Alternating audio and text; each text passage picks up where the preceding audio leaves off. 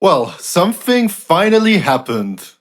Orange Man actually did it. He started a war with Iran, and so far it seems to be an absolute unmitigated disaster. Actually, I had prepared a video for last week where I predicted that most likely this wouldn't happen because I wrongly assumed that Trump couldn't possibly be this retarded. But, well, he proved me wrong. I want to talk quickly about why and what actually happened. Because I think it's pretty clear from Trump's actions up to now, he didn't want this to escalate into a big war. He just wanted to do a short, quick military op. But he gravely miscalculated. He thought he could just take out Khamenei and a few other high ranking Iranian officials, and Iran would submit and give them everything they wanted, and that's it. A special military operation over, he's gonna declare a great victory, and his base is gonna celebrate him, and he'll probably win the midterms or whatever. Why did he think that? Probably Netanyahu lied to him. Marco Rubio already said during a press conference that basically Israel forced this war. Israel said that they were gonna attack Iran, and this would cause retaliation against the United States military installations, and therefore the US preemptively struck Iran together with Israel. So I think it's pretty obvious that Israel is heavily involved, and without pressure from Israel, this would not have happened. Of course, Marco Rubio is not the only US official who talked about why the war happened, and a lot of the explanations differ greatly, so they can't even get the story straight, which is frankly ridiculous. So yeah, I had produced a video talking about why I thought this wouldn't happen, and I finished it last Friday. I was gonna upload it on Saturday, but then I woke up Saturday in the morning and read the news and decided maybe not to upload my wrong predictions for now, but I'm gonna add it at the end of this video because it might be funny to some, and to be honest, you need to own your mistakes so you can learn from them. And yeah, I think the reason I got it wrong, I gravely overestimated the intellectual capabilities of the Trump administration for some reason. But yeah, so I miscalculated, Orange Man miscalculated, but I also think Bibi miscalculated. Because on the one hand, he does get what he wants, chaos and destruction in Iran. But I think he is now permanently losing support from the United States and probably also support from his own people because they're getting hammered pretty hard from Iran. And at some point, the Israelis are probably going to get tired of Netanyahu, who got them into this situation in the first place. But let's talk a bit about what is actually happening right now. So, of course, the fog of war makes it difficult to say exactly how good or bad Iran or the US are doing, but we can certainly deduce a narrative from the information that we have. Because this is definitely an asymmetric conflict, Iran doesn't really need to have a decisive victory. All they need to do is not lose and stay in a fighting shape, which they have done until now, and I think the biggest threat is over. The Americans tried to do a regime change, and that might have been risky for a couple of hours or 1 or 2 days, but it didn't happen, and the regime is now more secure than ever before, probably. And while big missile and bombing attacks look impressive, they are not needed for Iran to win the war. As long as they can keep up the occasional drone or missile strike on oil refineries in the Middle East, and as long as they can keep the Strait of Hormuz closed, they are doing a lot of damage to the United States and their allies, and they can over time bleed them dry. So yeah, the United States needs a triumphant victory, while Iran just needs to not lose and keep going. And if you look at other asymmetric conflicts like the war in Vietnam, if you just look at the casualties, about 1 million North Vietnamese died compared to 300,000 people on the South Vietnamese side, and only about 60k Americans died. The losses of North Vietnam were 3 times as big as the losses of the South, and for one dead American, almost 20 Viet Cong died. So if you look at it objectively, the US was doing great, but in the end they still lost the war because they really set themselves a goal that they couldn't realistically achieve. Like if you want your enemy to submit and he refuses to do so, the only thing you can do is kill them all, which is basically genocide. And unless the United States goes that far, which I don't think they will, then they're eventually gonna lose the conflict. So yeah, eventually the United States will cut their losses and pull out. But until that happens, it could be weeks, it could be months, it could be years, and the war could even still escalate. We can't completely rule out a ground invasion for now. And while Iran suffers under the US carpet bombings, They can hurt the US economically until they eventually give up. It seems to me Iran is fully prepared to suffer heavy casualties. We can already see that the US is getting desperate, hence the carpet bombing of Tehran, which of course makes them look terrible. It looks like hypocrisy because you can clearly tell it was never about quote unquote freeing the Iranian people if you are now killing them. And this will only make the Iranian regime stronger because they can say to their people, look how evil the Americans are. So we all need to stick together and fight them. The Americans also tried to draw the Kurds in, but it seems like the Kurds were smart enough to say no because the US backstabbed them in the past. So it seems they have learned from that. So yeah, all Iran needs to do is keep the Strait of Hormuz blocked, and eventually they will bleed the US and their allies dry. What's also remarkable is that it seems Iran is actually winning the propaganda war. Like the Iranian foreign minister was basically aura farming on United States television. A lot of Americans are mocking the military operation, calling it Operation Epstein Fury or like Operation Epic Fuck Up. And yeah, the US and Israel look evil pretty much. Which brings me to the biggest danger of this war, which is Israel. If they get too desperate, they might go nuclear. Basically, in Israeli leadership, you have like a group of people that are crazy religious ideologues who think that all this war will bring about the Messiah, and they are prepared to do whatever it takes to achieve that. And of course, if Israel thinks that their existence might be threatened, they could even potentially unleash everything they have. And with the Samson option, they would hit not just the Middle East, but also Europe.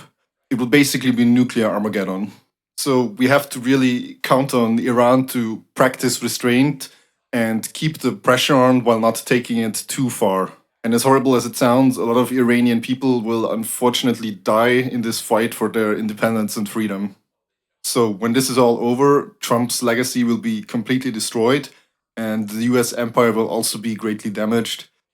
If this is not even perhaps really the end of the US in its imperial form. So yeah, something finally happened, and it's all thanks to the Iranians who refused to submit and bow to the Americans and Israel. So let's hope they can actually pull this one off and defeat the US Epstein regime. So yeah, that's it. If you're European like me, you can thank the US and Israel for the high gas prices and the economic collapse that we will soon face. Take care, and if you keep listening, you are now going to hear my video from last week where I incorrectly predicted that this would not happen. Okay, so this video might age like milk, but I want to argue that in the case of Iran, the law of nothing ever happens still applies. Currently, a lot of people are talking about how the US might go to war with Iran. We saw like the big military buildup, they're negotiating, they're threatening. Trump is doing his usual dramatics, but I don't think there is going to be a real boots on the ground war in the foreseeable future. So we're gonna see nothing ever happening the same way that nothing ever happened in Venezuela, and the same way nothing ever happens in Europe. If you look at Venezuela, Trump did his quick military op. They got in, grabbed Maduro, got out. Probably a lot of Venezuelan military personnel were paid off. No US personnel died. It was basically just a show for TV and has very little consequences for the actual real world future of Venezuela. Same thing applies in Europe. Like all the Western European EU countries talk a big game on Ukraine and they send maybe a bit of support, but none of them will really go boots on the ground and actually support Ukraine on the battlefield. This is because all of the Western elites follow the law of nothing ever happens. They profit from the status quo and the managed decline, and therefore they are very afraid of doing anything that might upset the fragile power balance and might lead to them losing their power and their privileges. Part of this is also the base of their power, which comes from mass democracy and a large part of the population being the boomers who are very old and conservative, who don't want things to change. They just want things to go on as they have for the last few decades. And the result is that nothing ever happens in the West, and anytime anything happens, it is basically outside the West. Like how the only war in Europe right now is between Russia and Ukraine, which are not really Western countries. And you can clearly tell how this nothing ever happens incentive has an effect on Trump. People call it taco, Trump always chickens out. And you can just observe multiple instances of it. Like even with January 6th, once it got serious, Trump told his supporters to stand down. During the 12-day war, he did some strikes against Iran, but he wasn't really prepared to go further with it. And then he just declared the war to be over and the US to have won. And of course, in Venezuela, he did a small military op that looked pretty good, but didn't really change anything, and declared it a great victory. And you can tell that he's clearly looking for an out of the Iran situation in this case. So they will either come to some sort of agreement or deal, which Trump will declare to be tremendous and monumental, or there is going to be some small US military strikes, and then the Iranians are gonna retaliate by telling the US where they're gonna strike and then striking there, and no one is gonna die. Like, you know how the spiel goes. Trump knows how unpopular the war in Iran is. He knows if he goes to war with boots on the ground, his legacy will be tainted, and the Republicans will be absolutely demolished at the next elections, even more than they now already expect to be. But let's talk a bit about how it would look if it actually did happen. Like, who knows? Maybe the US elites are really this stupid. Maybe the Israel lobby has already forgotten how much they had their asses handed to them during the 12-day war, and they want to have a go at round two. I'm not ruling it out. I think it's probably not going to happen, but it is a realistic possibility. Because let's be honest, the average American doesn't know a lot about Iran, probably couldn't point to it on a map. That extends to the US leadership class to a certain degree. It could be that they think it's just going to be another Iraq and they will like march through it in a couple of weeks and celebrate a great victory. However, that is obviously gravely mistaken. If you look at Iran, it has like 3 times the population of Iraq, it has a bigger area, and most important of all, it's not flat terrain that you can just roll over with a tank. It's a rugged and mountainous landscape that is especially difficult for outsiders to traverse. Of course, the US has already demonstrated its weakness during some conflicts over the last few years, like how during the 12-day war it was pretty obvious that their weaponry couldn't really defend Israel from Iranian missiles. Basically, the Iranians sent a ton of cheap missiles at Israel to overwhelm their air defenses, and then they sent just one sophisticated missile at the overwhelmed defenses, which got through and hit the actual target that they were looking for. Similarly, the US failed in Yemen with the Houthi rebels, where basically they did a bunch of aerial bombardments, but also the Houthis would just hide in the mountainous landscape and the countryside, and once the bombardment stopped, they re-emerged from their caves and once again fired off drones to harass shipping vessels. If the war were to actually happen, it would probably be like Vietnam squared. Like if you look at Afghanistan, where the US lost like, 2,500 people, those are remarkably low numbers, and still in the end they couldn't reach their objectives. And that war was, of course, wildly unpopular. And then Vietnam, of course, which was 60 years ago, where you're already looking at quite a different society. The US lost 60,000 people, which is still a pretty low number, but yet the public were furious and absolutely against the war. And of course, in the end, they didn't achieve their objectives. Same thing as in Afghanistan. Eventually, the war becomes so unpopular and costly that they are forced to leave. And then the enemy fighters just emerge from their caves and hideouts and take everything back. Probably a similar thing would happen in Iran, with the difference that the US would have much higher casualties because they're fighting against an enemy that is technologically inferior, but still much more developed than the Afghans or the Vietnamese were during the war. Depending how long the Americans would stay there, they would probably incur casualties that are similar to World War II. And I don't think the current US-American society is prepared to handle such a level of casualties. Meanwhile, the Iranians would probably be able to fight until pretty much the bitter end, like the Viet Cong did, because, well, they have the advantage of being in the defending position. They're gonna have very high morals because they see themselves as defending their country from hostile invaders. And of course, they have a powerful ideology, the religion of Islam, on their side, which will lead to a lot of their fighters being convinced that it is actually good to die in battle because you will be rewarded in paradise. So yeah, the eventual outcome would be an absolute disaster for the US. They would look weak and be humiliated in front of the world stage, and eventually they would have to retreat and, to be honest, probably leave behind a completely destroyed Iran and a generation of American men that are traumatized and angry. To clarify, I'm not saying that Iran would quote-unquote win the war. I think it would just be a situation where both sides lose.